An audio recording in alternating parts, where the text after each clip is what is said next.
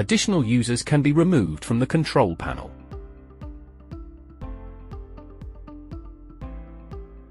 Enter the master user code.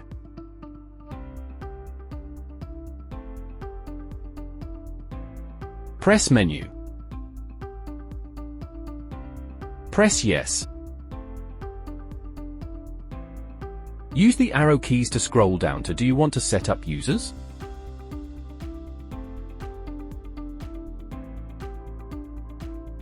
Press Yes.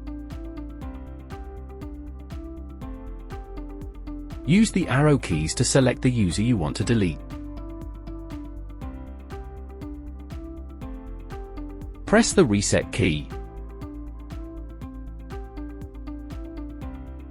Press Yes to confirm the deletion.